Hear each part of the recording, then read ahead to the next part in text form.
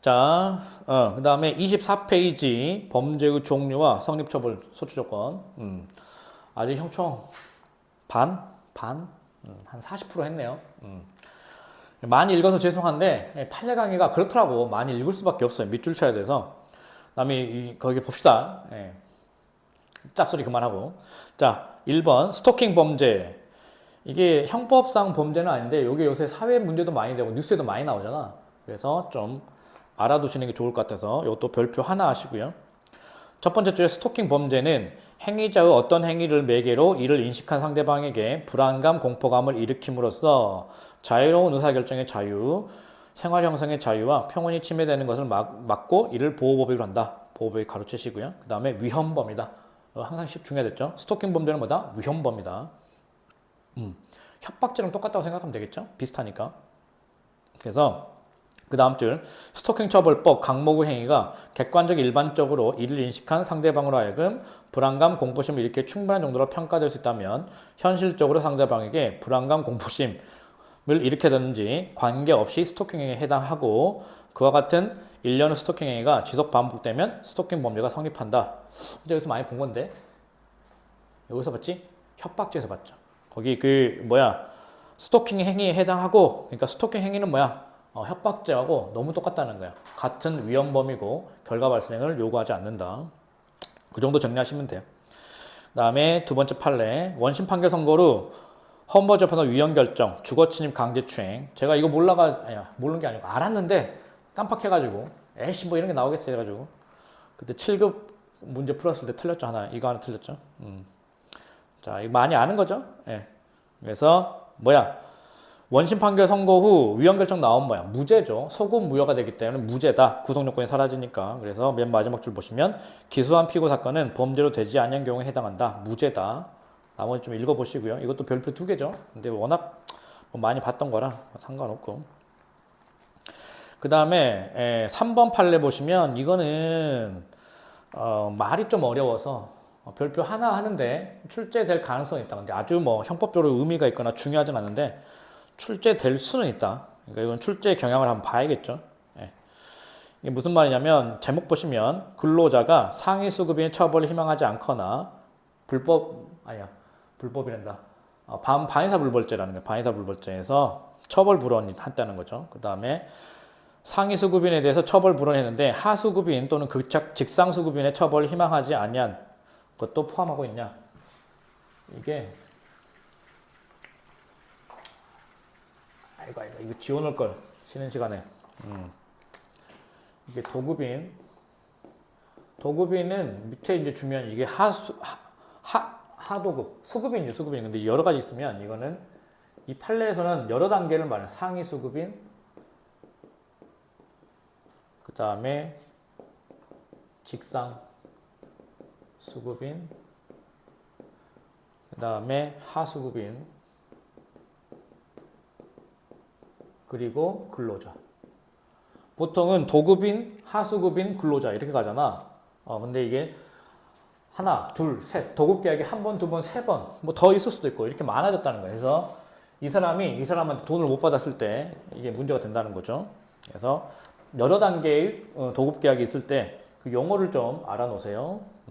읽기에. 그래서 첫 번째 줄 요지 1번 보시면 여러 차례 도급이 행해졌을 때 하수급인이 직상수급인의 기책 사유로 근로자에게 임금을 지급하지 못했다. 하수급인이 이 사람의 잘못으로 돈을 못 줬다는 거야. 왜 못 줬어? 이 사람이 돈을 안 주니까 못 줬다는 거야. 돈 못 받았다는 거죠. 이런 경우에 그 직상수급인의 하수급인과 연대하여 하수급인이 사용한 근로자의 임금을 지급할 수 있도록 규정했다. 얘가 돈을 못 주면 얘 책임인데 얘 때문에 못 줬으니까 너희들은 연대해서 책임을 지라는 거야. 그죠? 이게 이제 유명한 법규죠. 예.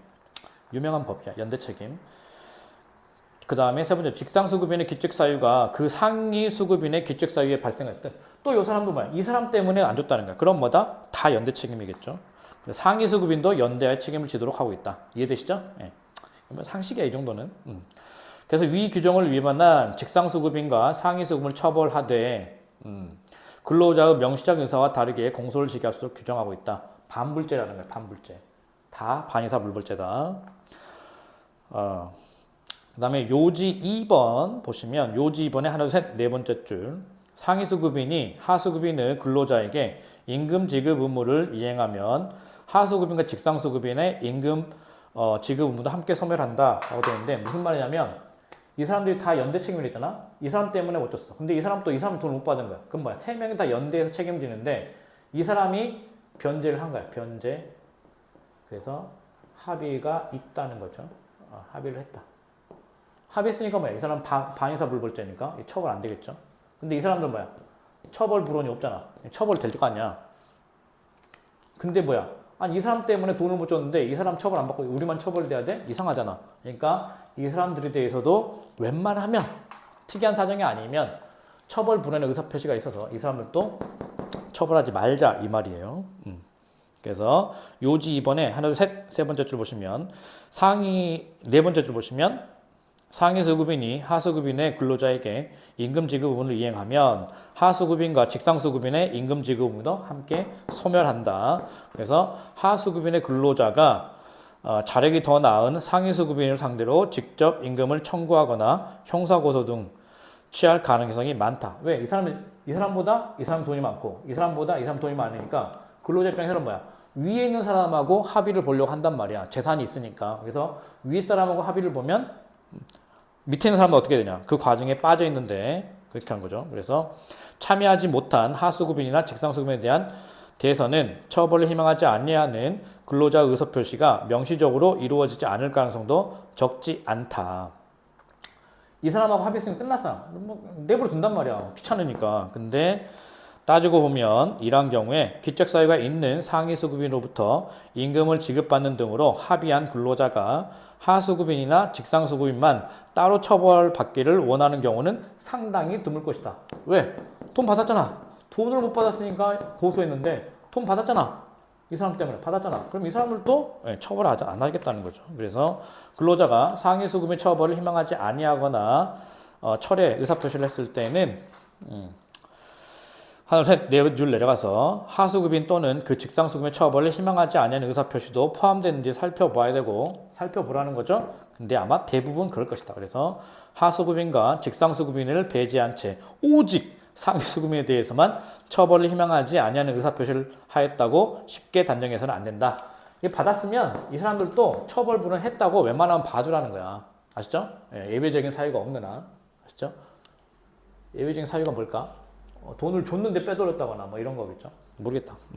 아무튼 대부분 다 있을 거라는 거야. 돈 받았으니까. 됐죠? 그 다음에 4번 판례는 별표 2개 치시고요. 요거는 특이하니까 나올 수도 있는데 특히 군인, 군대, 군무원 이쪽에서는 제가 좋아하진 않지만 군무원 쪽에서는 특 A급이네. 주한미군기지 가로치시고요. 요지 1번 보시면 자, 군형법, 군인 등이 가로, 군사기지에서 가로, 군인 등을 폭행, 주체, 객체, 장소, 주체, 객체는 군인이고, 장소는 뭐다? 군사기지, 군사기지에서 폭행을 하면, 폭행죄를 원래 반불죄잖아? 반이다 불불죄인데, 그거를 배제한단 말이야. 군형법에서는. 그렇게 돼 있다. 근데 그 이유가 뭐냐? 세 줄 내려가면, 병영질서 확립과 군기 유지를 위해 공공의 이익이 크다는 거야. 그 다음에 두 줄 또 내려가면, 군사기지에서 폭행으로부터 병역 의무자, 우리 불쌍한 군인들 보호하자는 거죠. 이병 이런 것들, 이런 사람들 보호하자는 거죠. 그냥 맞다는 거야. 이거는 합리적인데 요지 2번 보시면 두 번째 줄 군인 등이 대한민국의 국군이 군사작전을 수행하기 위한 근거지에서 군인 등을 폭행했다. 인데 그곳 장소가 뭐다? 대한민국 영토인지, 그 다음에 외국의 군사기지인지 등과 관계없이 아까 뭐 했어요? 우리나라 군대가 아니고 뭐다? 미군 기지였죠. 미군 기지더라도 뭐다? 형법 263항이 적용되지 않는다. 그러니까 반불죄가 적용되지 않는다. 아시죠? 반불죄가 아니다라는 거야. 됐고. 그다음에 27페이지 5번 판례 이거 별표 3개 치시고요. 이거 시험에 또 나올 가능성이 굉장히 높죠. 작년에 부재자 재산관리인, 그것도 되게 유명한 판례잖아. 부재자 재산관리인이 그 법원에 허가를 받아서 그 부재자 재산과 관련된 범죄 행위에 대해서 고소권을 행사할 수 있었죠. 그 유명한 판례고요. 시험에도 많이 나왔고. 그거하고 요거하고 이제 구별하셔야 되죠. 자, 성년후견인 요지 1번 보시면 반의사 불벌죄에서 성년 후견인은 명문의 규정 없는 한 의사 무능력자인 피해자를 대리하여 처벌을 희망하지 않는 의사표시를 결정하는 등의 행위를 할 수 없다. 반불죄에서 처벌 불허 못한다는 거야. 대리로. 누가? 성년 후견인이. 그 다음에 이는 성년 후견인의 법정 대리권 범위 내에 통상소송행위가 포함되어 있거나 성년 후견인이 소송행위 할 때 가정법원의 허가를 얻었더라도 마찬가지다 라고 돼 있죠. 네. 그래서 요지 1번이 무조건 제일 중요하고요. 그 다음에 가번은 뭐 많이 봤던 거니까 읽어보시고 그 다음에 가번의 첫 번째 달라. 그 다음에 교통사고 처리 특례법 보이시죠? 네, 거기부터 볼까요? 교특법 3조 2항 아까 반불죄죠. 반불죄. 예, 반불죄고 반불죄 예외 단서. 차후 운전자가 교통사고로 인하여 형법 업무상 과실치사상죄는 피해자와 명시적 의사에 반하여 공소를 제기할 수 없도록 규정했다. 반불죄로 규정하고 있다. 그죠? 근데 그 처벌 여부가 방금 읽어드린 것처럼 피해자 가로치시고요. 누구? 피해자만 있고 대리인이 없다는 거죠. 피해자의 의사, 명시적인 의사에 달려서 명백하고 그래서 따라서 제3자가 피해자를 대신하여 처벌 불허를 형성하거나 해석한다는 것은 법의 문헌에 반한다. 그래서 교특법은 물론 형법, 소송법에서 반불죄에서 피해자의 처벌 불허에 관하여 대리가 가능하거나 법정 대리의 대리권에 피해자의 처벌 불허 의사가 포함되어 있다고 규정하는 것은 없다 하는 거야. 규정을 두고 있지 않다. 반의사 불벌죄 처벌 불허 의사는 원칙적으로 대리가 허용되지 않는다. 그 다음에 나번 국가소추주의 내지 국가형벌 독점주의에 대한 예외로서 반의사 불벌죄의 지위를 감안하면 반의사 불벌죄에서 피고인 또는 피해자에 대하여 처벌을 원하지 않거나 처벌 희망 의사표시 철회하는 자체는 특별한 규정이 없는 한 피해자 본인이 해야 된다. 대리를 허용하는 규정이 있으면 괜찮은데 없으면 뭐야? 누가 해? 피해자가 한다. 이게 원칙이라는 거예요. 그래서 방금 읽어드린 거 교특법부터 여기까지 별표 쳐놓고요. 여기도 이제 두 번째로 나올 가능성이 높죠. 그 다음에 밑에 내용은 여러분이 한번 읽어보시고 그 다음에 28페이지 맨 위쪽 보시면 처벌 불원에 관한 법정 대리인 의사표시를 피해자 본인의 의사와 같다고 볼 수 없다. 이것도 별표 쳐서 보시고요. 그 다음에 두 줄 내려가서 피해자 처벌 불원 의사는 입법적인 근거 없이 타인의 의사표시에 의하여 대체될 수 있는 성질이 것이 아니다. 대체될 수 없다. 뭐다? 일신전속적이다. 이것도 별표 쳐서 보시고요. 그 다음에 다번은 형사소송법에 친고죄 규정하고 반불죄 규정을 비교해서 나오고 있는데 요거는 형소법에서 다 했을 테니까 읽어보세요. 형소법이 중요한 거죠. 예, 다번은 다 알고 계셔야 돼. 저는 목이 아파서. 자, 이제 그만하고. 그래서 반불죄를 누가 할 것인지, 대리를 허용할 것인지는 입법 정책의 문제라는 거야. 입법 정책. 해도 되고 안 해도 되는데, 뭐가 정답인 건 없고, 입법자가 정해놓은 대로 따라간다는 거죠. 그게 이제 그 다번의 내용이에요. 친고죄랑 비교하면서 여러분이 이제 읽어보시고, 형소법의 내용이기 때문에 넘어갈게요. 라번 보시면, 자, 민법상 성년 후견인이 형사소송 절차에서 반불죄의 처벌 불원 표시를 대리할 수 있다고 보는 것은 후견적 역할에 부합된다고 볼 수 없다. 왜? 라번에 방금 읽어드린 민법 동그라미 치시고요. 그 다음에 형사소송 동그라미 치시죠. 민법하고 형사소송보다 별개의 절차라는 거예요. 그래서 민법상은 후견, 대리권이 있을 수 있지만 형법에는 뭐다? 대리권이 당연히 인정되는 건 아니라는 거야. 그래서 그렇게 하고 나오죠. 그 다음에 피해자를 사건 본인으로 하는 성년 후견 개시 심판과 피고인 피해자를 당사자로 하는 형사소송 절차는 완전히 별개다. 이렇게 나오죠. 네.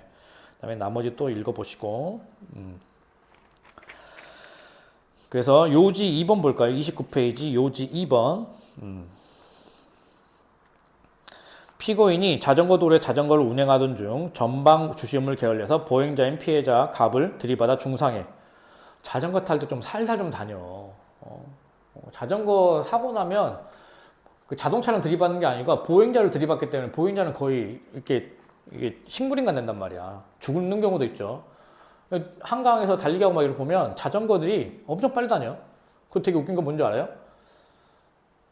자전거를 안 타봐서 모르겠는데 자전거 탄 사람들은 약간 프라이드가 있는 것 같아. 무슨 프라이드냐면 내가 절대 멈추지 않는다는 프라이드가 있어. 어떤 경우에도 브레이크를 밟지 않아. 그냥 나는 논스탑이야. 그래서 멈추면 수치스러운가 봐. 그래서 무조건 가는 거야. 무조건 가속하면서.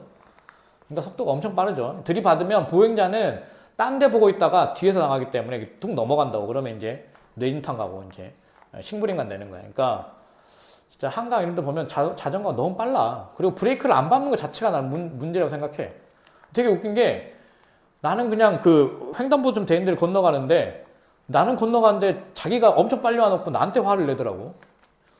이상하죠. 예. 자전거도 차예요. 예, 정신 차려야 돼. 아무튼 그 자전거 문화가 좀 난 좀 잘못된 것 같아서 좀 마음에 안 드는데. 브레이크 좀 밟아요. 한강에서 속도 좀 줄이고 줄였다 늘렸다 해야지. 완전 논스톱이야. 거의 브레이크가 고장난 것처럼 달리더라고 사람들이. 약간 보면 창피해. 사람 보행자를 보호하는 사람이 멋진 사람이지. 아무튼 자전거 너무 좀 그래. 자, 그래서 봐봐, 이 사람들 이게 죽는다고 식물인가? 길 가다가 자전거에 받쳐가지고 식물인간 됐으면 이거 얼마나 어이없는 거야. 한 사람의 인생이 망가졌잖아. 자전거 브레이크만 밟았어도, 멀쩡하게 자전거만 탔어도 이런 일 안 일어난다고. 그래서 아무튼 자, 중상에 입고 거의 식물인가 됐다는 거죠. 특례법 위반으로 공소사실을 기소됐는데 의식불명이 된 갑에 대해서 성년후견 개시돼서 성년후견으로 배우자 을이 선임됐다는 거예요. 배우자 을 가로치시고요. 성년후견인 동그라미. 그래서 을이 피고인 측으로부터 합의금 수령하고 2심 판결 선고 전에 갑을 대리해서 처벌부당한 의사를 표시했다. 누가? 성년후견인 을이 합의하고 처벌부당한 의사 표시를 했다. 그러면 그 다음 줄에 특례법 3조 2항 아까 반불죄였죠. 반불죄에서 그 다음 줄에 피해자의 명시적인 의사에 반하여 공소를 제기할 수 없도록 규정하고 있는데 특례법에 근데 문헌상 그 처벌 여부는 누구? 대리인이 없고 피해자만 있다는 거예요. 피해자의 명시적인 의사에 달려있음이 명백하므로 성년후견인인 을, 배우자 을이 갑을 대신하여 처벌 불허를 형성했거나 해석하는 것은 법의 문헌에 반한다. 그래서 반불죄에 맞지만 반불죄 처벌 불원 의사, 피해자의 처벌 의사가 없기 때문에 그 반불죄로 공소기각되는 게 아니고 유죄 판결 나온다는 거예요. 반불죄이지만 합의가 없는 거기 때문에 피해자랑은 그래서 유죄 정당하다. 이거랑 중요한 게 뭐라고? 부재자 재산관리인 꼭 비교해서 알아놓으세요. 그 다음에 6번 난민협약 판결. 이것도 중요하죠. 예. 자, 이것도 별표 2개.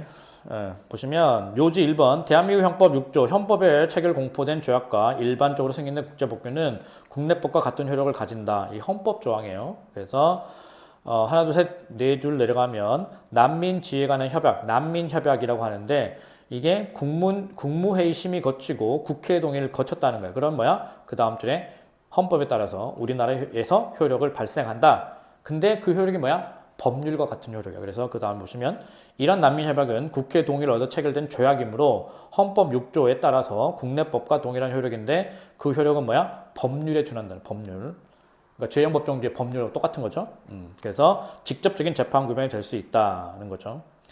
그 다음에 규정을 보니까 난민의 불법 입국 또는 체류에 따른 형사처벌 관련해서 난민협약 31조는 두 줄 내려가서 불법으로 입국하거나 또는 불법으로 있는 것을 이유로 형벌을 과해서는 안 된다. 난민에 대해서는 불법 입국이더라도 형사처벌하면 안 된다는 거야. 다만 그 다음 줄에 상당한 이유를 제시할 것을 조건으로 한다고 규정하고 있다는 거야. 그래서 이러한 규정 세 줄 내려가서 난민협약이 기본적으로 법률과 동일한 국내법적 효력을 갖고 그리고 그 요건을 충족한 난민에 대해서 형벌을 과하지 아니할 것을 직접적으로 요구했다. 난민협약이. 그게 뭐냐?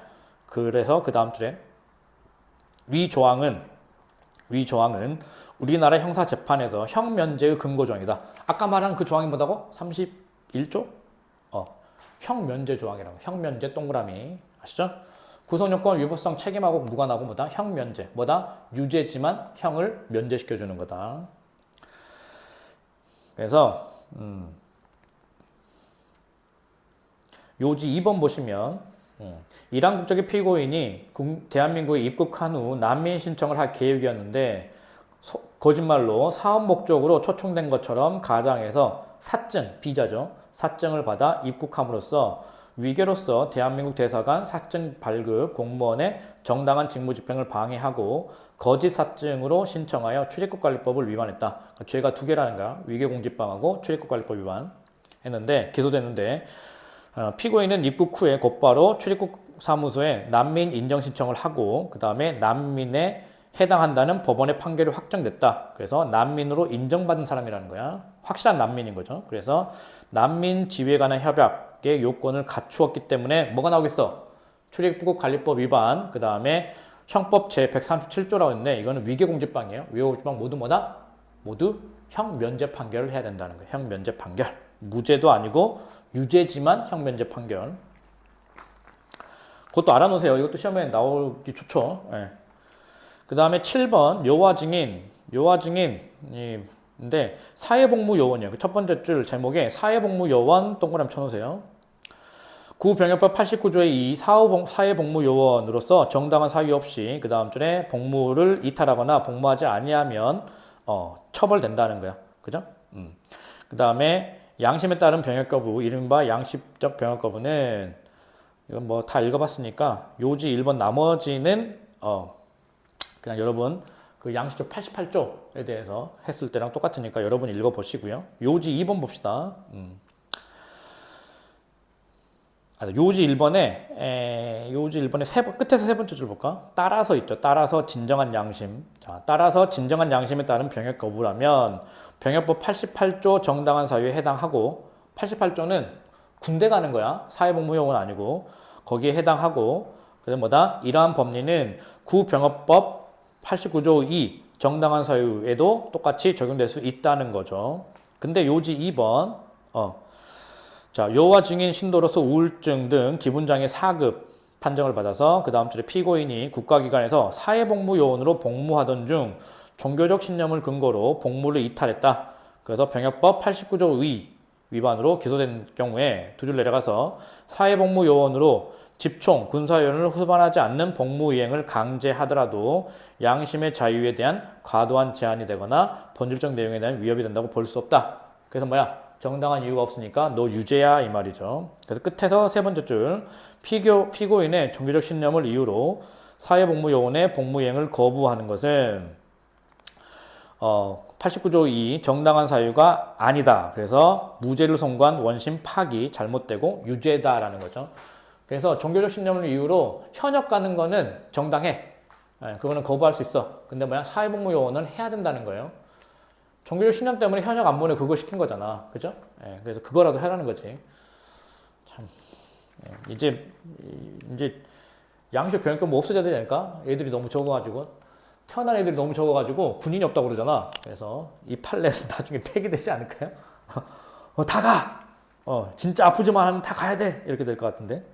양심이 중요한 게 아니고 국가의 존립이 중요해서. 너무 출산 안 해가지고. 출생률이 너무 저조해서 큰일이죠. 아무튼 그렇다. 그 다음에 자, 물 한잔 하고 합시다.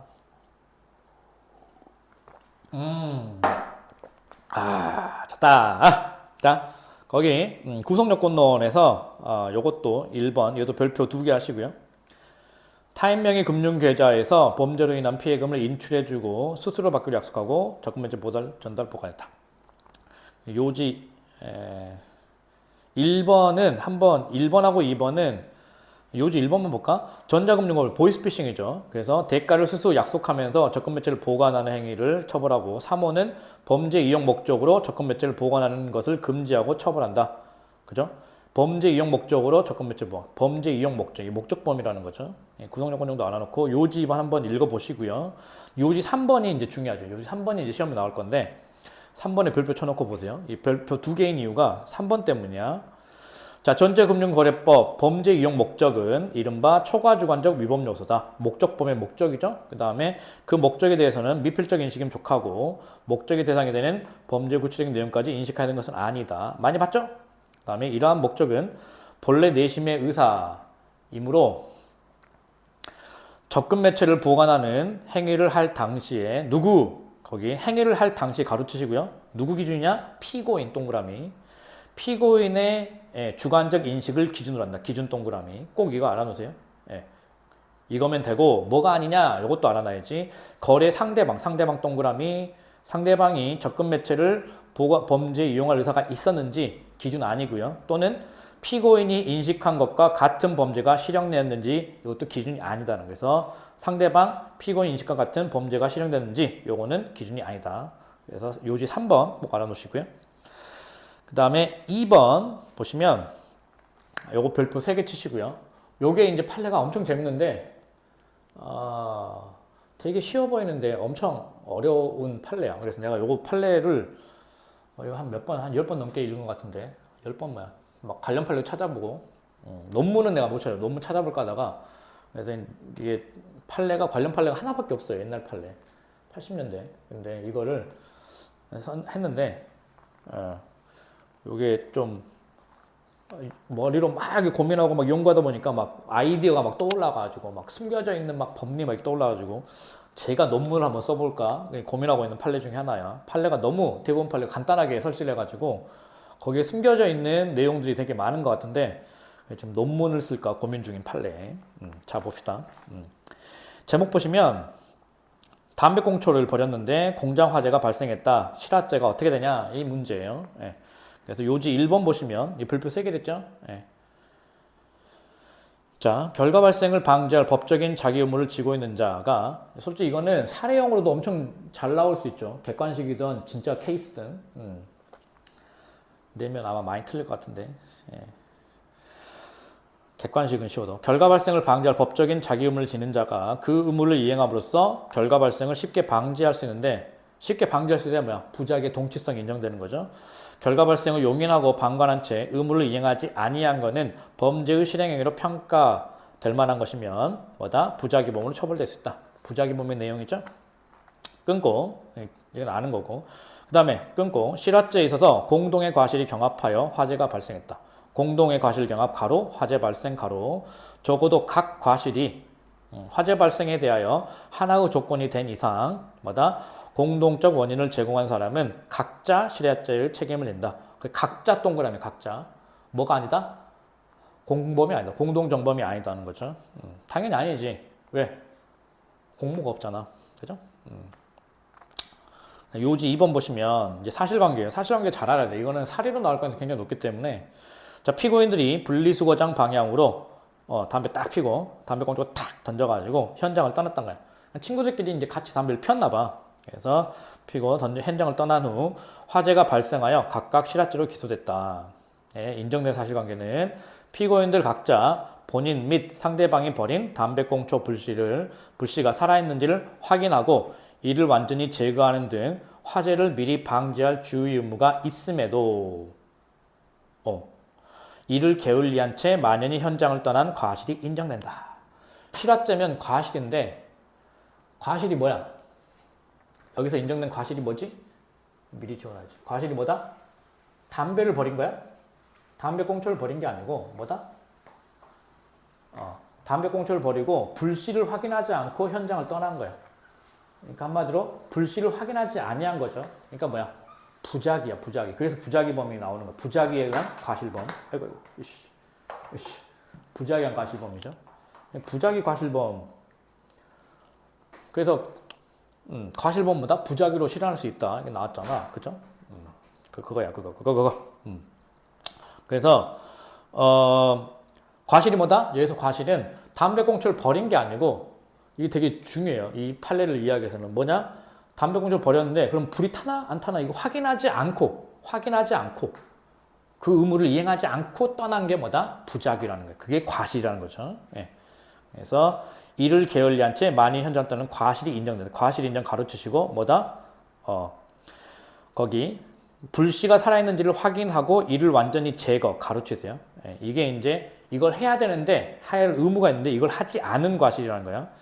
이를 게을리한 채 떠난 과실이 인정된다. 부작위죠, 부작위. 그래서 피고인들의 각자의 과실이 경합된다. 그리고 화재를 일으켰다고 보아서 피고인들 각자 실화죄의 책임을 인정했다. 그리고 그 원심은 맞다는 거야. 그래서 원심 판단 중 이러한 문구가 있다는 거야. 그래서 보시면 무슨 문구냐? 위 파재가 피고인들 중 누구의 행위에 의한 것인지 인정하기 부족하다라고 되어 있는데 누구의 행위에 의해 부족해? 그럼 뭐야? 이거 뭐야? 인과관계를 부정한 거 아니야? 과실인데 인과관계 부정되면 뭐야? 과실범위 미수인데? 과실범위 미수는 불가벌인데? 이렇게 나온 거죠. 근데 뭐다? 그거는 인과관계를 부정한 게 아니다라는 거야. 개 어렵죠? 근데 이거는 무슨 말이냐? 대법원이 이거 약간 오해 여지가 있지만 선회를 해야 된다. 어떻게 선회하냐? 피고인들 중 누구의 담배 꽁초로 인하여 화재가 발생하는지는 인정할 증거가 부족하다는 의미로 선회한다는 거죠. 이게 되게 어려운 말이에요. 이 논리가 개 어려워. 나 그래서 이거 한 10번 넘게 봤어. 그렇게 선해야 되고 피고인들의 각 주의 의무 위반과 화재 발생 사이에는 인과관계가 인정된 취지다. 뭔 말이야? 이거 엄청 어렵죠? 이 판례도 되게 어려운 판례 중에 하나예요. 이 시간이 그래서 강의 준비하는데 엄청 오래 걸렸어. 숨겨진 의미까지 다 알아야 돼서. 자, 이 사건은 어떻게 되냐면, 자,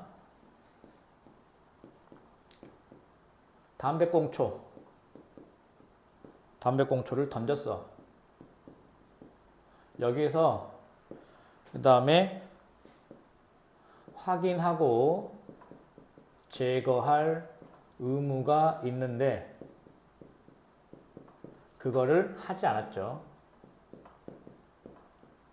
이게 뭐다? 이게 부작위에 의한 과실인 거야, 과실. 그죠? 네. 그래서 이게 이제 화재가 됐다는 거야.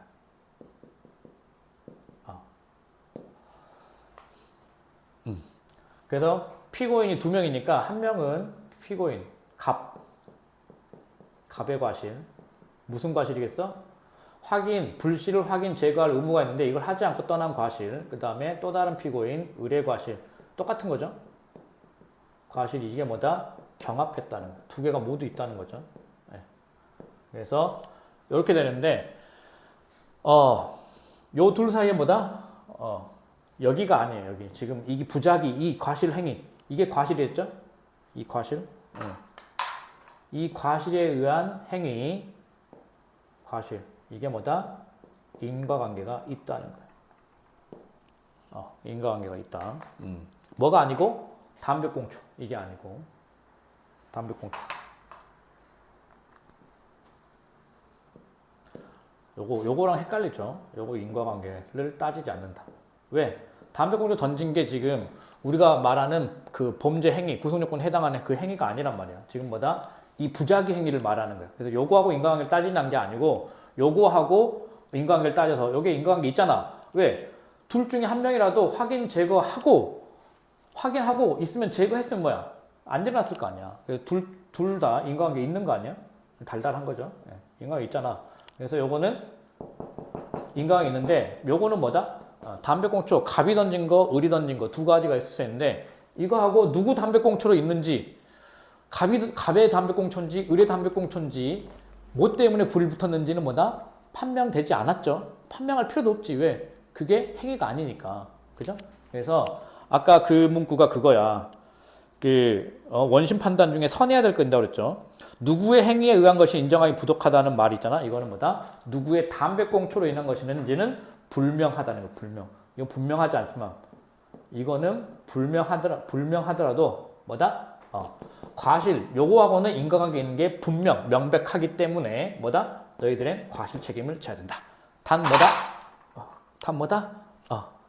공모한 적이 없으니까, 공동정범 아니고, 각자 실화죄의 책임을 부담한다는 거죠. 각자. 그리고 이거는 독립행위 경합이나 상해죄 특례 적용 안 되죠. 왜? 19조 263조 적용 안 되지. 왜? 이거는 인과관계가 입증됐잖아. 입증 안 됐을 때 적용되는 게 입증됐잖아. 그래서 그게 또 사례로 나오면 출제될 수 있고, 그 다음에 또 하나는 그래서 뭐다? 인과관계가 입증됐으니까 실화죄의 미수가 아니다. 2번째 질문. 그 다음에 3번째 여기는 뭐다? 부작이다. 3번째. 그 다음에 뭐다? 공동정범이 아니다. 실화죄의 공동정범이 아니다. 그죠? 네. 과실범위 공동정범 아니에요. 이거는 각자예요, 각자. 그래서 3가지. 이 기본적인 내용, 요걸로 인과관계에 있어서 실화죄의 책임을 진다. 추가적으로 나올 수 있는 게 19조 263조 문제 아니다. 그 다음에 실화죄의 미수 아니다. 공동정범 아니다. 이렇게 정리하시면 돼요. 됐죠? 아까 이것 때문에 엄청 어려웠어, 나는. 담배꽁초, 요거하고 구별하는 거. 아까 선회하는 걸 정확하게 이야기가 너무 어려워서 저는 많이 했는데 제가 성립 잘 했으니까 여러분 딱 이해하시면 되겠죠? 쉽게. 그 그래서 거기 그 선회할 수 있고, 그 다음부터 피고인들은, 각 주의 의무 위반과 위활자 발생 사이에 인과관계 인정된다는 것이다. 이해되시죠? 네, 인과관계 인정되잖아. 그쵸? 뒤로 가야겠네. 또 앞으로 갔어. 그래서 원인 행위가 불면이어서, 그 다음에 실화죄의 미수가 불가벌이다. 이 과실범 미수라는 거죠. 근데 원인 행위가 불명했는데 원인 행위가 분명하잖아. 인과관계 있잖아. 그래도 불명이 아니고, 그 다음에 그래서 그런 주장 잘못됐고, 피고인들 중 일방은 실화죄가 인정될 수 없다. 라고 되는데, 이것도 뭐야? 둘 다 실화죄 각자의 과실이 있다는 거죠. 각자 둘 다 과실이야. 과실이 있다는 거예요. 그래서 피고인 주장은 받아들이 없다.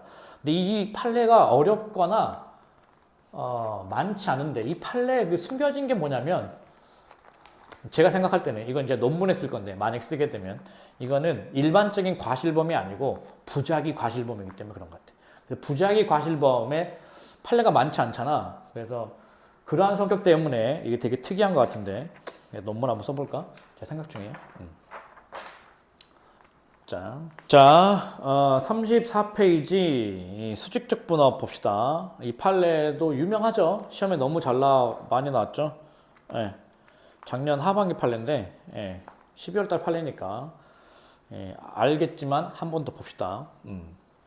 자, 수직적 분업일 때 의사가 진찰 진료하는 의료행위를 할 때 두 번째 줄 요구되는 최선의 조치를 취해야 될 주의 의무가 있다. 당연한 거고. 그 다음에 의료행 사고가 발생했을 때 의사의 과실을 인정하려면, 이게 시험에 엄청 많이 나오고 있죠. 의료사고가 많아서 그런지 모르겠는데, 의료사고 과실 이거 시험에 엄청 많이 나오고 있죠. 인정할 때 의사가 결과 발생에 예견할 수 있었음에도 불구하고 예견하지 못했다. 예견 동그라미, 예견 의무 위반이죠. 그 다음에 결과 발생을 회피할 수 있었음에도 결과 발생을 회피하지 못한 과실이 검토돼야 된다. 그래서 회피 동그라미, 예견 의무 위반, 회피 의무 위반. 그래서 그 다음에 의료행위 할 당시 그 의료행위의 수준을 기준으로 삼 때 같은 업무와 직무에 종사하는 통상의 의사, 거기 통상의 의사, 통상의 사람으로 바꿔도 되죠. 같은 업무니까 의사 업무를 할 거 아니야. 그래서 의사인 거지. 그래서 같은 업무와 직무에 종사하는 통상의 의사 가로치시고 평균이에요. 평균인 기준에게 의료행위 당시에 일반적으로 알려져 있고 규범적인 수준으로 파악되어야 된다는 거고요. 그 다음에 요지 2번. 요지 2번하고 3번이 중요하죠. 의료행위가 의사들 사이에 분업적인 진료행위를 할 때 세 번째 줄 규범적인 기준에 따라 의료행위에 필요한 주의 의무 준수 내지 위반이 있었는지는 판단되어야 하면 마찬가지다. 그냥 읽으시면 되고, 그 다음에 시험에 나오는 거 나오네. 중요하죠. 별표. 의사가 환자에 대하여 주된 의사의 지위에서 진료하는 경우, 주된 의사 가로치시고요. 내가 메인이야. 근데 그렇더라도 그 다음 줄에 마취과 의사로 하여금 뭐 등등을 담당하도록 하는 특정 의료 영역에 관한 문제점이, 그 다음 줄에 문제점이 자신이 맡은 의료 영역 내지 전공 과목에 관한 것이 아니라, 그 다음 줄에 다른 의사의 의료 영역 내지 전공 과목에 속하는 등 다른 의사에게 협진 진료를 의뢰한 것처럼 뭐다? 한마디로 말하면 우리가 아는 수평적 분업이죠. 수평적 분업에서 대등한 지위 가로치시고요.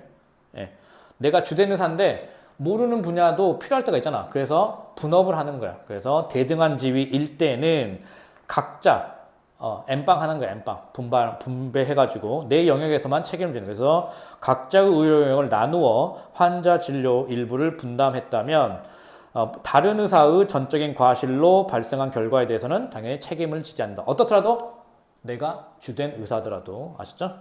주된 의사더라도 대등하게 나눠서 하는 수평적 분업일 때는 뭐다? 각자 영역에서만 책임을 진다는 거죠. 됐고. 그 다음에 3번 보시면 이건 수직적 분업이겠지. 그래서 자 보시면 수련병의 전문의와 전공의 등의 관계처럼 주된 의사의 지위에서 지위 감독하는 관계에 있는 다른 의사에게 특정 의료 행위를 위임할 때, 수직적 분업일 때 내가 주된 의사고 다른 의사하고 일을 하는데 분업하는 게 아니고 뭐다? 내 밑에 내가 지휘 감독하는 의사와 같이 일을 하는 거예요. 수직적 분업일 때는 그 다른 의사, 그러니까 그 밑에 있는 의사죠. 의사에게 전적으로 위임된 것이 아닌 이상, 이거 가로치세요. 전적으로 위임된 것이 아닌 이상 뭐다? 이때는 내가 다 주된 의사가 책임을 져야 되는 거야. 주된 의사여서 수평적 분업일 때는 n분의 1, 주된 의사인데 지휘 감독 관계에서 밑에 있는 의사일 때는 전적으로 위임되면 이 사람 책임. 내 책임 안 지고. 근데 전적으로 위임된 게 아니라면 뭐다? 당연히 원칙적으로 주된 의사의 책임이 된다는 거죠. 그래서 거기 전적으로 위임된 것이 아닌 이상 가로치시고요. 주된 의사는 다른 의사가 하는 의료 행위에 대해서 감독해야 할 업무상 주의 의무가 있고, 그래서 그 다음 줄에 주된 의사는 그에 대한 과실 책임을 면할 수 없다. 이해되시죠? 어렵진 않죠. 그 다음에 그 의료 행위가 지휘 감독 관계에 있는 다른 의사에게 전적으로 위임된 것으로 볼 수 있는지는 추가적인 판단을 해봐야 된다는 거죠. 예외적인 사정이니까. 그래서 세 줄 내려가서 여러 사정에 비추어 위임을 통해 분담 가능한 것이고 실제로도 그에 관한 위임이 있었다면 그 다음 줄에 위임의 합리성을 인정하기 어려운 사정이 존재하고 이를 인식했다는 증명이 없는 한 가로치시고요. 위임의 합리성을 인정하기 어려운 사정이 존재하고 이를 인식하였거나 이에 대한 증명이 없는 한 위임한 의사는 위임받은 의사의 과실로 환자에게 발생한 결과에 대한 책임이 있다고 할 수 없다. 위임한 의사, 주된 의사. 그래서 만약에 위임의 합리성 인정, 어려운 사정이 존재한 것을 인식했다는 증명이 없는 한 그래야 되는데 만약에 존재한 것을 인식을 증명했다면 책임을 부담한다는 거죠. 책임을 진다. 그다음에 한마디로 얘까지는 뭐 많이 안 나올 것 같은데 주된 의사, 그다음 밑에 있는 의사 수직적 분업일 때는 뭐다? 전적으로 위임되면 얘 책임, 전적으로 위임된 게 아니면 원칙적으로 주된 의사 책임 이렇게 정리하시면 되겠죠. 그다음에 요지 4번 보시면 의료행위에 앞서 환자에게 위험성 등을 구체적으로 설명하여야 하는 주체는 원칙적으로 주된 지위에서 진료하는 의사다. 그래서 특별한 사정이 없는 한 다른 의사가 설명으로 충분하다라고 되어 있는데 이건 뭐냐면 그 의료행위가 아니고 그 설명하는 거잖아요. 설명 의무. 그거는 뭐다? 당연히 주된 의사가 해야 하지만 이건 조금 특별한 사정이 없으면 원칙적으로 뭐다? 설명은 다른 의사가 해도 된다는 거예요. 아시죠? 이거는 의료행위가 좀 다르다. 설명 의무는 특별한 예외적인 사정이 없는 한 원칙적으로 뭐다? 다른 사람이 해도 괜찮다. 4번은 별개의 요지예요. 별개의 요지. 이렇게 정리하시고 그 다음에 2번은 뭐냐? 2번은 2번하고 3번은 묶어서 별표 3개 하시고요. 이거는 어려워서가 아니고 너무 쉬워서 시험에 잘 나올 것 같기 때문에 별표 3개 한 거죠. 그래서 요지 1번 보시면 의사에게 의료행위를 인한 업무상 과실치상죄를 인정하려면 의료행위 과정에서 공소사실이 된 업무상 과실의 존재 가로치시고요. 과실의 존재가 있어야 되고 그 다음에 업무상 과실로 인하여 환자에게 상해 사망 등의 결과가 발생 두 가지. 그래서 과실의 존재 그 다음에 업무상 과실로 인하여 여기 가로치시고요. 업무상 과실로 인하여 이게 뭐다? 인과관계죠. 인과관계. 그래서 과실의 존재와 인과관계 두 가지를 입증해야 된다. 엄격한 증거에 따라서 합리적 의심의 여지가 없으면 증명이 이루어진다. 그래서 검사는 업무상 과실과 그 다음에 인과관계 있음을 모두 증명해야 되고 의사의 업무상 과실이 증명되었던 사정만으로 인과관계가 추정되거나 증명이 경감되는 것은 아니다. 아시죠? 그 다음에 형사재판에서 인과관계 증명은 동일 사건이더라도 민사재판과 달라질 수 있다. 그래서 여기서 나온 건 뭐냐? 의사의 업무상 과실 치사상죄를 하려면 업무상 과실 존재 플러스 뭐다? 인과관계. 이 두 가지가 모두 필요하다는 거예요. 모두 필요하다. 근데 뭐다? 이게 존재한다고 해서 이렇게 추정되는 것은 아니다. 이렇게 추정되는 것은 아니다. 그럼 모두 있겠어? 인과관계가 있다고 해서 과실의 존재가 추정되는 것은 아니다. 이것도 아니다. 추정은 안 된다. 지금 했던 판례가 이렇게 가는 거고요. 안 된다. 이제 반대는 뭐다? 있을까? 설마 있을까 하는데 있더라고요. 그래서 넘겨보시면 3번이야 3번. 3번. 그래서 읽어보시면 똑같은 말인데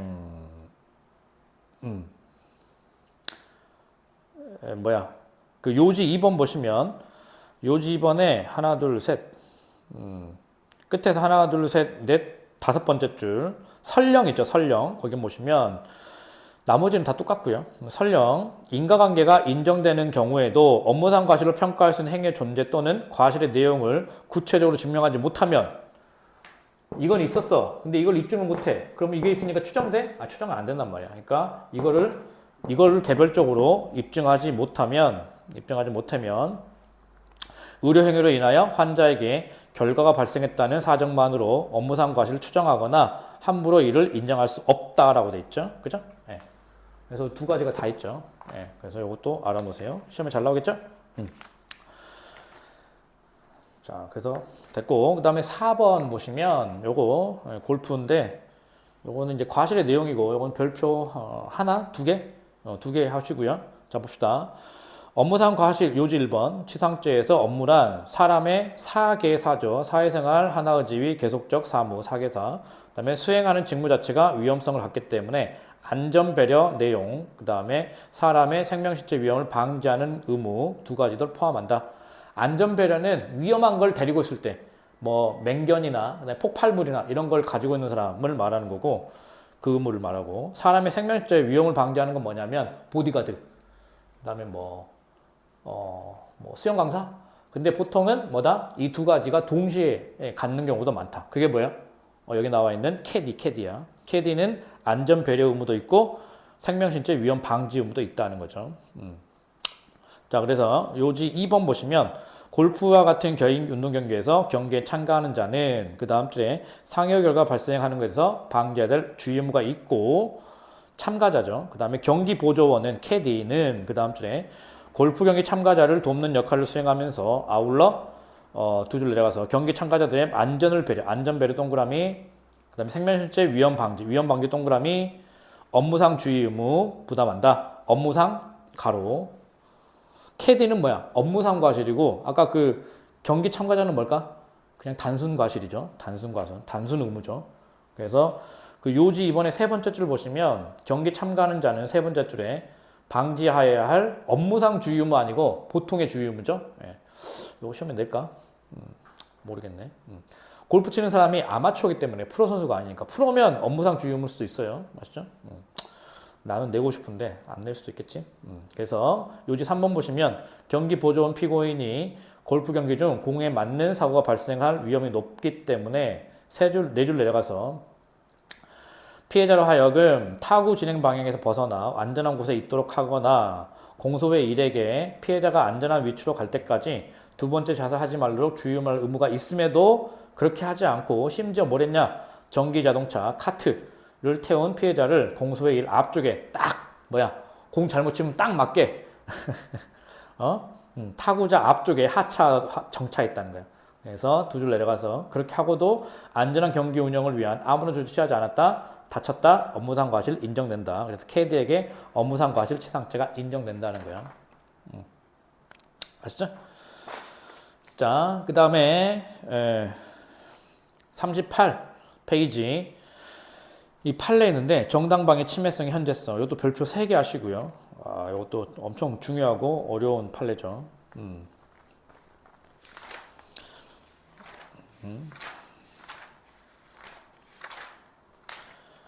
자, 보시면 요지 1번. 자, 형법 21조 정당방위죠. 현재의 부당한 침해로부터 자기 또는 타인의 법익을 방해하기 위하여 한 행위는 상당한 이유가 있으면 벌하지 않는다. 많이 보셨죠? 현재의 부당한 침해, 이게 여기서 제일 중요한 거예요. 침해의 현재성을 말하기 때문에 이때는 정당방위를 위법성 조각 사유로 인정하고 있다.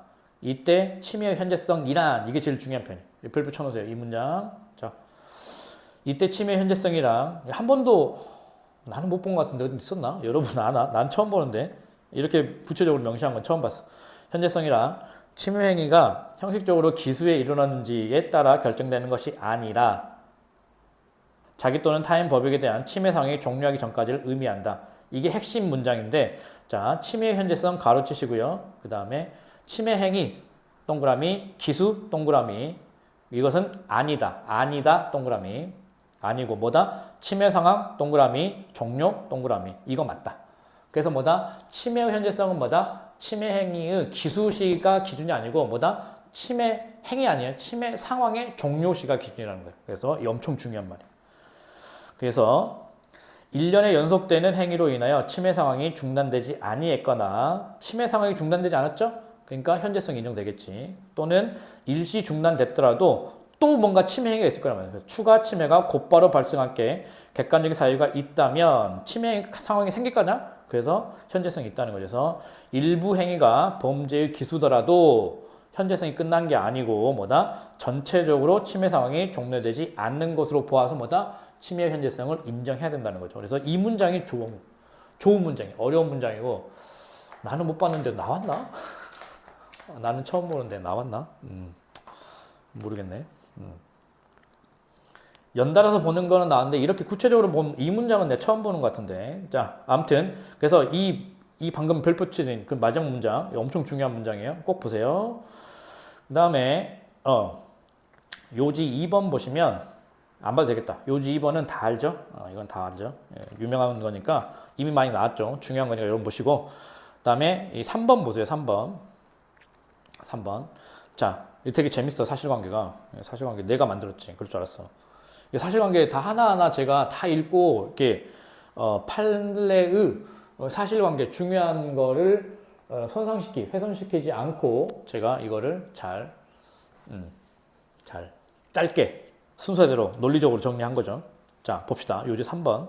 이거 사례로 문제 나올 수 있어. 변호사 시험 특히 조심해. 변호사 시험. 자, 피고인 1은 회사의 대표이사다. 피고인 1 동그라미 치시고요. 뭐다? 대표예요, 대표. 대표 동그라미. 그 다음에 피고인 나와요. 피고인. 1이 아니고 그냥 피고인이야. 이 사건 피고인이죠. 피고인은 피고인 동그라미 근로자야. 그러니까 피고인 1은 대표고 피고인은 뭐다? 근로자다. 근데 지금 이 사건 피고인은 누구야? 근로자, 피고인. 그래서 있는데 대표가 이제 먼저 나오죠. 두 줄 내려가시면 사무실 곳곳에 근로자들이 앉거나 서 있고 둘이 싸우고 있어.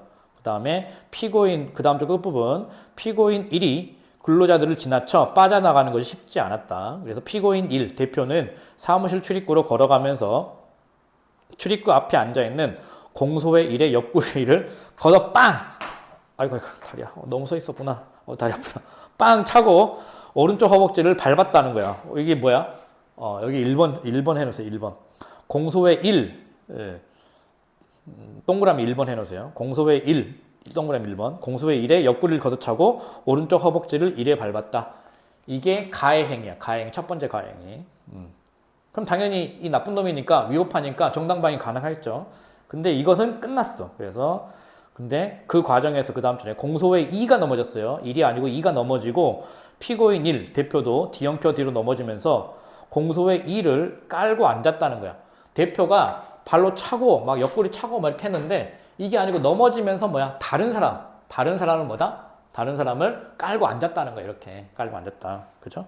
그래서 공소의 2 거기 위에다가 동그라미 2 해놓으세요. 2번. 그래서 1번 가해행위, 2번 가해행위 두 가지인 거야. 근데 그 다음 줄에 공소의 2는 고통을 호소하면서 비명을 질렀다. 난리 난 거죠. 그래서 피고인 1이 그 자리에서 바로 일어서지 못하고 왜? 사람이 너무 많으니까. 그리고 내 몸에 손을 대지 마! 라고 소리를 지르는 상황에서 이것도 되게 중요한 표현이에요. 몸 손대지 마! 그래서 피고인은 손대지 말라고 하고 공소의 2는 비명을 지르니까 빨리 세워야 될 것 같냐. 그래서 피고인은 근로자 피고인이죠. 피고인은 공소의 2를 깔고 앉아있는 피고인 1의 어깨 쪽 옷을 잡고 그냥 세운 거야. 이렇게 꾹 이렇게. 그래서 힘을 주어서 피고인의 옷을 잡고 흔들었다. 라고 했다는 거야. 그래서 요지 4번 보시면 당시 자 봅시다. 당시 피고인 1 대표는 노사 갈등으로 막차리 격화된 상황에서 사무실 밖으로 나가기 위해서 좁은 공간에서 다수의 근로자들을 해치거나 피하면서 앞쪽으로 움직이던 중 출입구 직전에 공소에 의해 엉켜 넘어졌다. 그래서 공소의 1에 대한 가행위 동그라미 1이었죠. 1번 가행위죠. 행위만 두고 침해의 상황을 종료할 판단하면 돼안돼? 안 되지. 왜? 바로 또 가행위가 있잖아. 침해 상황이 있잖아. 공소의 2에 대한. 그래서 침해 상황을 종료를 판단하는 데는 한계가 있다. 하지 말라는 거야. 그렇게 하면 안 되고 그래서 침해 현재성이 인정되고 그 다음에 바닥에 깔려있는 공소의 1을 구하기 위해 피고인 1을 일으켜 세울 필요가 있다. 그래서 신체 접촉에 강하게 거부감을 보이는 피고인 1을 일어나세요. 이렇게 하면 안 되고 빨리 세워줘야 되는데 거부한단 말이야. 그러니까 막 세게 그냥 들어 올렸다는 거죠. 빨리 급하니까. 그래서 피고인 1을 직접 일으켜 세우는 대신 손이 닿는 대로 어깨 쪽 옷을 잡아 올렸다. 사람을 잡지 않고 신체를 잡으면 이놈이 거부하니까 짜증내니까 옷을 잡아서 이렇게 올렸다는 거죠. 잡아 올림으로써 피고인 일이 일어설 수 있도록 한 것이다. 그래서 방해행위의 상당성이 인정된다라는 거죠. 그래서 폭행죄로 기소가 되는데 가해행위 1 여기도 나오나? 가해행위 1 공소외 1을 찬 거. 이게 1번 가해행위고 2번 가해행위가 공소외 2를 안 찐 거죠. 근데 뭐다? 요것만 보면 여기 폭행 기수고 종료했잖아. 그러니까 현재성이 없을 텐데 요걸 기준으로 하는 게 아니고 1번 기준이 아니고 뭐다? 요거 2번. 계속 깔고 앉아 있죠. 그래서 침해 상황이 종료된 게 아니다. 글씨 이 펜 좀 나 옛날에 영어 공부할 때 쓴 건데 더 좋은 걸로 바꿔야겠네요. 굵어야 되는데 안 굵은 것 같아. 종료되지 않았다. 그러니까 뭐야? 침해 현재성이 있다 이 말이야. 그래서 이 판례도 엄청 재미난 판례죠. 그죠? 공소외 1 찬 거는 끝났지만 뭐다? 공소외 2를 깔고 앉았기 때문에 뭐다? 침해 상황이 종료되지 않아서 정당방위 침해 현재성이 인정된다는 거예요. 그래서 폭행죄로 기소됐지만 뭐다? 피고인 끌어올린 거, 옷 잡고 끌어올린 거 이 사람 뭐야? 폭행죄의 정당방위가 인정된다는 거죠. 무죄야. 그 다음 판례 사회상규의 정당행위 요건 나와 있는데 요것도 별표 3개. 정당행위. 이거 엄청 요건 많이 나왔는데 내가 이 문장을 본 적이 없는데 나 다 읽었는데 본 적이 없는데 여기서 처음 나온 것 같은데 두 번째 나오면 안 되는데. 자 보세요. 요지 1번. 자 형법 제20조 되게 중요한 판례예요. 엄청 중요해. 시험에 많이 나올 거야. 20조는 정당행위로서 위험성이 조각된 사유를 규정하고 있다. 20조는 숫자 외우랬죠. 그 다음에 사회상규에 의한 정당행위 인정하려면 5가지가 필요한데 첫째, 목적의 정당성, 둘째, 방법의 수단의 상당성, 셋째, 법익 균형성, 넷째, 긴급성, 그 다음에 다섯째, 보충성 등의 요건을 갖춰야 된다. 그죠?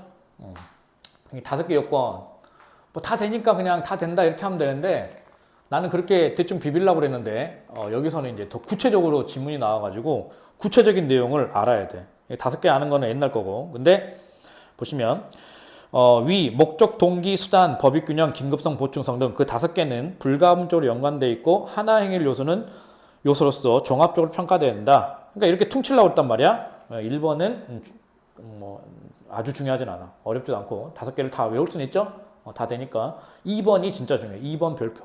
내가 볼 때는 이게 처음 나온 판례 문구인데 이 4가지 요건들을 각각 그 의미를 구별해놨어. 보세요. 이게 왜 중요한지. 자, 목적의 정당성, 수단의 상당성은 행위 측면. 자, 행위 측면 가르치시고요. 목적 동그라미, 수단 동그라미, 행위 측면 동그라미. 5개 중에 앞에 2개는 뭐다? 행위 측면에서 고려하는 기준이다라는 거야. 이거 바꾸겠죠, 결과로. 그 다음에 3줄 내려가서 법익균형은 뭐다? 결과 측면에서. 목적 수단은 행위 측면, 법익균형은 결과 측면 가로치시고요. 법익균형 동그라미. 이거는 판단하기 위한 기준이다. 3개 했죠? 2개 남았지. 긴급성하고 보충성. 그게 나왔는데 그 다음 줄에 긴급성과 보충성은 수단의 상당성을 판단할 때 고려 요소 중에 하나로 참작한다. 긴급성과 보충성은 뭐야? 독립된 요소가 아니라. 그래서 긴급성, 보충성 가로치시고 수단의 상당성, 수단 동그라미. 수단 상당할 때 요소 중에 하나다. 그러니까 수단의 상당성에 종속된 판단 기준이라는 거죠. 아셨죠? 종속된. 해야 되고 그 다음에 이를 넘어 독립적인 요건은 아니다. 독립적 요건 아니다. 동그라미 가로쳐 놓으세요. 되게 중요하죠. 요지 2번은 정말 중요한 질문이죠. 그리고 오타도 있어요. 제가 잘못했어요. 왜 이렇게 됐는지 모르겠는데 긁어서 복사하다가 잘못 붙였나 봐. 그래서 근데 또 다행히 빠뜨리진 않았네. 자 보시면 아니다 했죠. 또한 거기서부터 그 내용 역시 이것도 되게 중요한 표현인데 그 내용 역시 다 일체라고 되는데 다에서 끊고요.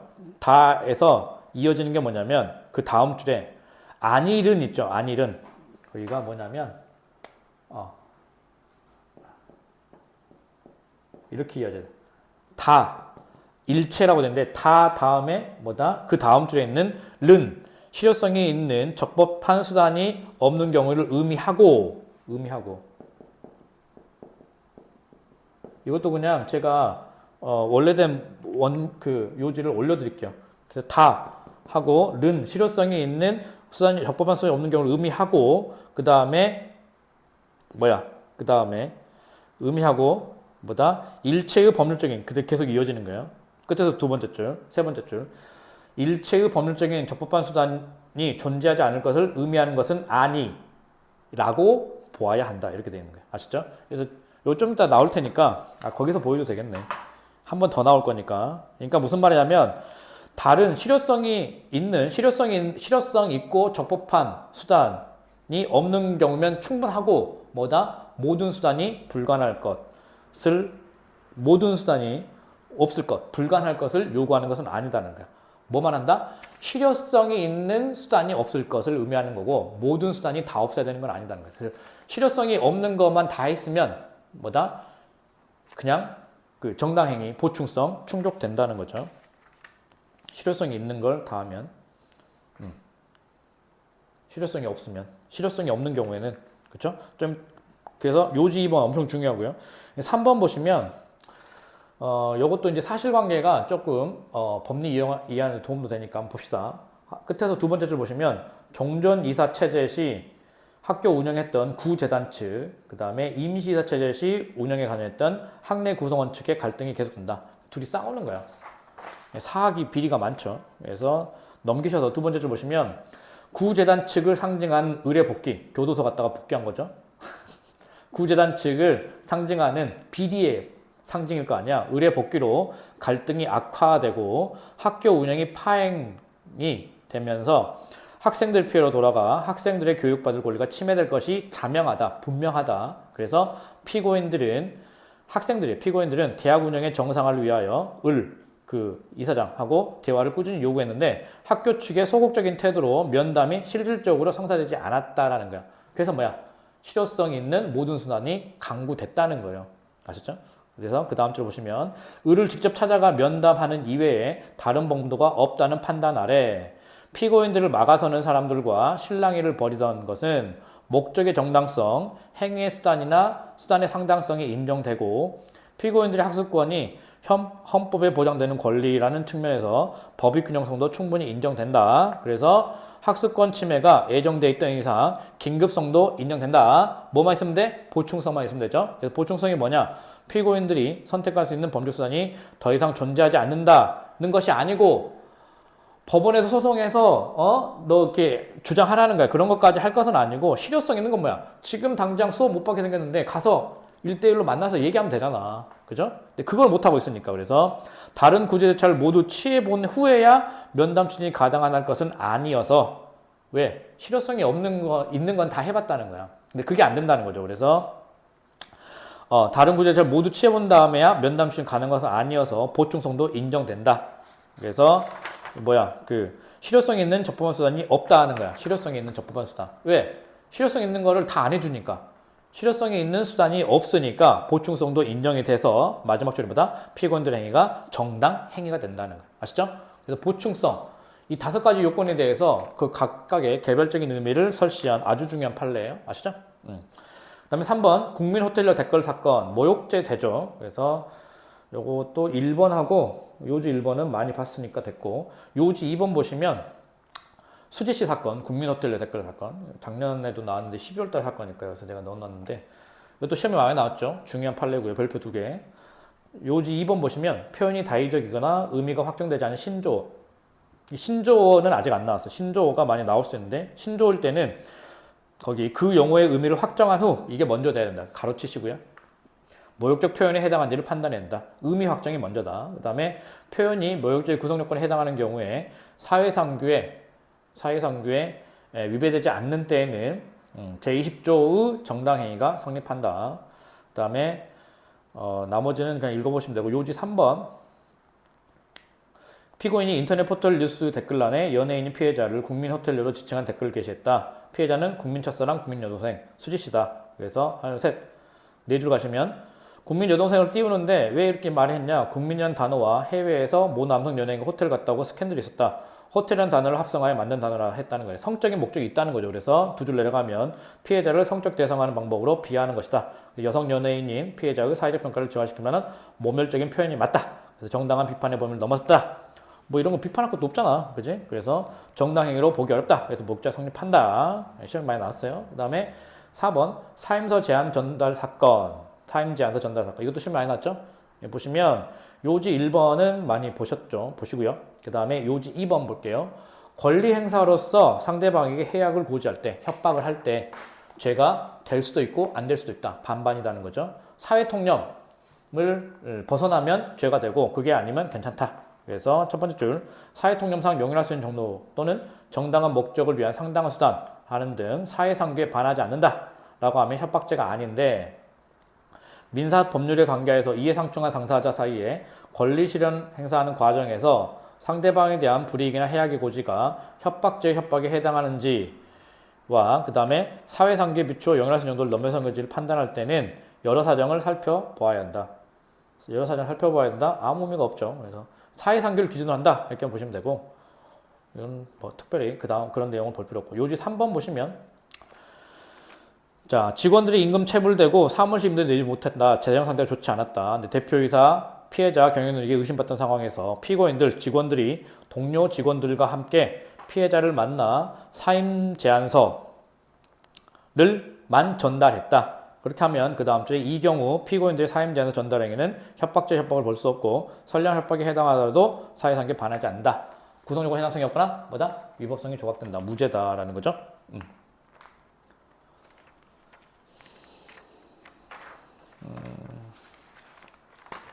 그 다음에 자 책임론 요 판례 43페이지 요 판례 요게 뭐야 위전착 사건이죠. 위전착 판례가 학설은 엄청 많이 나오는데 판례가 많지는 않아요. 그래서 요거는 판례를 위전착이라고 또 명시를 했기 때문에 내가 알기로 거의 없는 걸로 알고 있는데 그래서 요 판례는 출제 가능성이 높다. 별표 3개 하시고요. 자 피해자가 흉기를 꺼내는 것으로 오인했죠. 근데 실제로는 녹음기였단 말이에요. 휴대용 녹음기였는데 오인하고 확인하려고 피해자 왼손 주머니를 강제로 표기했다. 상해가 일어났다는 거죠. 위전착이고요. 그죠? 위반 침해가 있는 것으로 생각해서 방위행위 한 거죠. 위법성 조각 사유 전제사전 착오. 위전착. 그래서 사실관계를 보시면 갑은 관장, 을이 운영하는 복싱클럽 회원 등록했던 거다. 근데 등록 취소하다가 싸운 거야. 그래서 그 다음 줄에 을에게 항의하는 과정에서 을이 갑의 멱살을 잡아당기거나 바닥에 넘어뜨린 후 목을 조르는 등 을과 갑이 뒤엉켜 몸싸움을 했는데 코치인 피고인이 동그라미 치시고요. 갑이 왼손을 주머니에 넣어 불상의 물건을 꺼내 움켜쥐자 갑의 왼손을 주먹을 강제로 펴겠다. 그러니까 칼로 쑤셔버릴 줄 알고 그럴 수 있죠. 운동하는 사람들이니까 무서운 거야. 험한 걸 많이 봤으니까 코치도. 그래서 펴게 했다. 그래서 손가락 골절상 상해로 공소됐다는 거야. 기소됐다. 그래서 하나 둘 셋 세 줄 내려가면 몸싸움은 일시적 우발적으로 발생한 것이 아니고 갑이 갔다가 돌아왔다는 거죠. 그래서 항의 내지 보복의 감정을 가진 상태에서 계획적 의도적으로 다시 찾아와서 발생된 것이고 이것도 중요하죠. 그 다음에 두 줄 내려가서 몸싸움이 격화되는 과정에서 갑이 왼손을 주머니에 넣어 특정 물건을 움켜쥔 채 꺼내는 것을 목격하자 갑이 상대방의 생명신체 위해를 가하려는 것도 충분히 오인할 만한 객관적인 정황이 있었다. 정당한 이유가 있다는 거야. 오인할 만한 정당한 이유가 있다. 그 다음에 피고인도 갑이 코치도 호신용 작은 칼을 흉기로 꺼내는 것을 오인하여 확인하려고 했다라고 진술했고 또 두 줄 내려가서 갑이 가지고 있던 휴대용 녹음기와 피고인이 착각했다는 호신용 작은 칼은 크기 등의 외형상에 큰 차이가 없어서 양자를 구별하는 것은 쉽지 않았다. 오인할 만하다는 거죠. 오인의 정당한 이유가 있다는 거예요. 그래서 쭉 내려가서 4번 보시면 형법 제20조 사회상규 정당한 행위를 인정할 때 긴급성 보충성은 아까 또 나오죠. 여기 다른 이거 다 읽을게요. 아까 그 오탄한 부분이야. 다른 실효성이 있는 적법한 수단이 없는 경우를 의미하지 일체의 법률적 적법한 수단이 존재하지 않을 것을 의미하지는 않는다는 판례 법리. 아까 그거죠. 네, 그 판례. 그 학생의 사건. 그래서 실효성이 있는 적법한 수단이 없으면 보충성이 인정된다는 거야. 그래서 그 법리에 비추어 피고인 행위는 적어도 주관적으로 정당성에 대한 인식하에 이루어진 것이다. 그래서 피고인이 죄가 되지 않는 것으로 오인한 것에 정당한 이유가 있다. 그래서 정당한 이유를 부정한 원심이 잘못됐다는 거죠. 정당한 이유를 부정하여 유죄를 인정한 원심 판결은 위전착에 대한 잘못이 있다. 그래서 정당한 이유가 있고요. 정당한 이유가 있고 그 다음에 그래서 무죄가 된다는 거죠. 근데 여러분이 알아야 될 게 위전착. 그래서 위전착이 그래서 판례로 아니면 이 사례로 시험에 나올 수가 있단 말이야. 그래서 객관식도 준비를 해야 되고요. 그래서 위전착이 있을 때 판례는 위전착을 몇 조로 가냐? 16조. 정당한 이유를 보죠. 판례야, 판례. 예. 통설, 판례, 학설은 되게 여러 가지가 있는데 판례는 특이해. 위전착을 16조의 문제로 보고 정당한 이유가 있다면 16조 법률의 착오죠. 정당한 이유가 있다면 있다면 죄가 되지 않는데 왜 죄가 되지 않나? 이 사람들은 위법성이 없다고 보죠. 학설은 16조를 법률의 착오, 금지의 착오, 책임의 문제로 보는데 정당한 이유가 있으면 책임이 없는 거야. 학설은. 근데 판례는 위전착은 16조를 보고 정당한 이유가 있으면 위법성을 조각시켜서 무죄가 된다는 거죠. 그렇죠? 그래서 여기서도 이 코치에 대해서 위전착으로 보는데 죄가 되지 않을 것으로 오인한데 정당한 이유가 있어서 죄가 되지 않고 위법성이 조각된다는 거야. 무죄. 판례, 위죄 알아보세요. 그 다음에 45페이지 미술원 건설 하도급 기술시기 하도급 한다는 거는 마지막 줄에 그 계약 체결 시에 위반죄의 기수가 된다. 요거는 그냥 간단하게 보세요. 안 나올 것 같아. 나올라나? 그 다음에 정범, 공범 하나, 둘, 셋.